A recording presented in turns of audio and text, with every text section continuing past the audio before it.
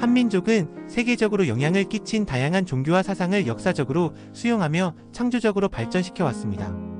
이러한 다양한 사상과 종교적 전통은 독생녀와 재림 메시아 탄생을 위한 한민족 차원의 민족적 기대를 형성하는 중요한 배경이 되었습니다. 세계적인 종교인 불교, 유교, 기독교 그리고 민족 종교 등은 모두 한민족의 삶과 문화에 깊이 뿌리내렸으며 여러 종교적 지도자들은 한민족의 정신적, 도덕적 지도자로서 큰 역할을 했습니다. 한민족은 하늘 부모님을 모시는 사상과 전통을 가지고 생활을 해왔기 때문에 여러 세계적 종교를 적극적으로 수용하고 꽃피웠습니다.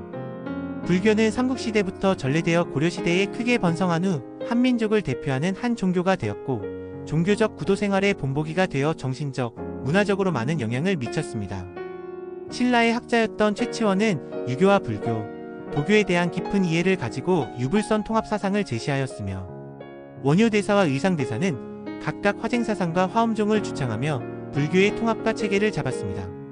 조선시대의 서산대사와 사명대사는 국가를 위해 승병을 이끌고 나섰으며 일제강점기 승려였던 한용우는 불교의 신론을 통해 타락한 한국 불교를 개혁하고 독립운동을 하면서 민족의 정체성을 지키기 위해 노력하였습니다. 유교는 조선시대의 국가 이념으로 채택되어 사회적 도덕과 질서를 유지하는 데 중요한 역할을 하였습니다. 조선 건국의 설계자로 불리는 정도전은 유교 이념을 바탕으로 새로운 국가의 기틀을 마련했습니다. 이후 조선의 선비들은 인격 수양에 힘쓰면서 동시에 가정적 이념에 기초한 윤리적 사회를 이루고자 노력하였습니다. 특히 동방의 주자라 불린 이황은 이기이원론과 이바리기 수지의 이론을 발전시켜 성리학의 토대를 강화하는 한편 사단칠성론을 통해 인간 본성에 대한 유교 사상을 더 깊이 발전시켜 주자학의 이론을 바탕으로 독창적인 성리학 체계를 구축한 성학식도로 집대성하였습니다. 또한 유교 서원을 세워 많은 인재를 교육하였으며 하늘로부터 부여받은 마음에 집중하여 심신일체를 추구하는 경사상으로 도덕적 수양을 강조하고 실천하여 하늘 부모님을 모시는 생활을 솔선수범하는 사표가 되었습니다.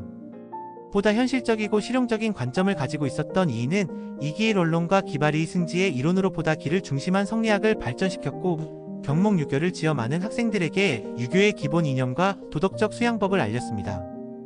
이는 인간이 개성완성의 길을 찾아가는 종교적 문화를 형성하였습니다. 또한 유교는 가정 단위의 효의 개념을 사회국가적으로 확대시켜 나가면서 사회 질서를 구축하였습니다. 조선 후기에는 보다 실용적인 관점을 가지고 한민족의 애민 사상을 발전시킨 실학자들이 등장하였습니다. 이들은 백성을 사랑하고 백성들의 삶을 개선하고자 노력하였습니다. 실학의 선구자인 유영원과 이익 등은 사회를 세역하기 위해 여러 정책을 제안하였습니다. 특히 정약용은 조선 후기 서학과 기독교를 받아들여 주제천인 인격적 상제를 도덕적 주체로 회복시키고자 했던 실학의 대가로 다양한 학문적 성과를 이루며 조선 후기의 유교 개혁 사상을 주도했으며 목민심서를 지어 백성들의 삶을 개선하고자 노력하였습니다. 사실 이러한 애민 사상은 홍익인간의 건국이념뿐 아니라 원나라에서 목화씨를 들여와 백성들의 입을 옷을 개선시킨 문익점과 자신의 사제를 들여 사신이 지나갈 수 있도록 달래강에 다리를 놓은 조한준 등의 여러 선조들의 삶 속에 전승되어 온 것이었습니다. 한민족은 유교와 불교, 도교를 수용하여 그 본연의 순수정 통성을 지키고자 하면서도 한편으로 서로 조화를 이루는 회통과 일치, 화합을 추구하며 발전시킴으로써 종교합의 생활과 문화를 이루어 왔습니다. 삼국시대에 전래된 불교는 유교와 도교와 함께 수용되어 구도를 통한 마음의 자유를 추구한 한민족이 영성에 영향을 주면서 윤리적 이상을 사회적으로 실현하고자 한 유교, 자연의 도와 일치된 삶을 추구한 도교와 함께 조화로운 사상적 기반을 형성하였습니다. 고려시대에는 불교가 국가 종교로 자리 잡았으나 유교와 도교도 함께 공존하면서 일상의 가치관과 문화에 영향을 미쳤습니다. 조선시대에는 유교가 국가 이념으로 채택되었지만 불교와 도교의 영향도 여전히 남아있었습니다. 정치와 연루된 갈등의 시기들은 있었지만 한민족이 종교 문화는 한 종교가 국가 이념이 되더라도 다른 종교적 가치관을 배제하거나 갈등하지 않고 하늘을 중심으로 조화롭게 융합시키는 전통을 발전시켜 왔습니다. 동학은 이러한 한민족의 정체성과 전통을 계승하고 조선 후기 전래된 서양 기독교의 영향을 받아 등장하였습니다. 최재훈은 유불선 사상의 통합 위에 제세구민의 뜻을 품고 구도 끝에 하늘로부터 무국대도를 받아 1860년 서학에 대립되는 민족 고유의 신앙을 제창, 동학이라 이름 지었습니다. 최재훈은 하늘의 마음이 곧 사람의 마음이니 하늘님 곧 마음을 모시고 또 사람과 천지만물을 하늘처럼 모시라는 시천주 천심즉인심 오심즉요심의 사상을 설파하였습니다. 손병희는 동학을 천도교로 개명하고 최재우 최시영의 사상을 계승하여 사람이 곧 하늘이므로 모든 사람은 멸시와 차별을 받으면 아니 된다는 인내천의 원리를 종지로 삼았습니다. 인내천의 원리는 하늘의 마음을 부여받은 인간의 존엄성을 강조하는 지상천국의 이념, 즉 모든 사람이 사람답게 사는 새로운 세상을 세우자는 이념과 모든 사람이 평등하다는 인권과 평등 사상을 표현하는 것이었습니다. 이외에도 나철의 대종교, 강일순의 증상교, 소태산 박중빈의 원불교 등 많은 민족 종교가 새롭게 등장하였습니다. 이러한 민족 종교는 한민족의 정체성과 전통을 지키고자 노력하면서 한민족이 지상에서 새로운 참된 세계를 실현하기 위한 종교적 운동의 중심 역할을 해야 한다고 여겼으며 민족의 단결과 영성을 강조하고 있습니다.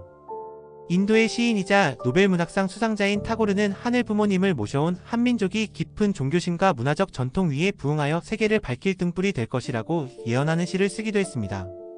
일제강점기 희망을 잃고 있던 한민족에게 독립의 희망과 미래의 비전을 일깨우는 힘을 준 시 동방의 등불은 독생녀가 강림하는 날 한민족이 아시아의 등불이자 세계 평화의 중심이 도릴 것임을 예언적으로 노래하고 있습니다. 이렇듯 한민족은 세계사에 유례가 없을 정도로 다양한 종교와 사상이 공존하며 공생과 공영의 가치를 보다 성숙발전시켜 나가는 가운데 개인, 가정, 사회적 차원의 구원 그리고 초종교적 종교일치와 통합의 전통과 문화를 민족적 차원에서 조성하여 나왔습니다. 이를 통해 하늘 부모님은 하늘이 보내신 참부모를 중심하고 세계적으로 모든 종교가 한민족의 종교적 전통을 통해 화합과 통일을 성취해 나갈 전통과 기반을 만들어 나오셨습니다. 다음 시간에는 독생녀 탄생을 위한 기독교 기반을 강의하겠습니다. 시청해주셔서 감사합니다.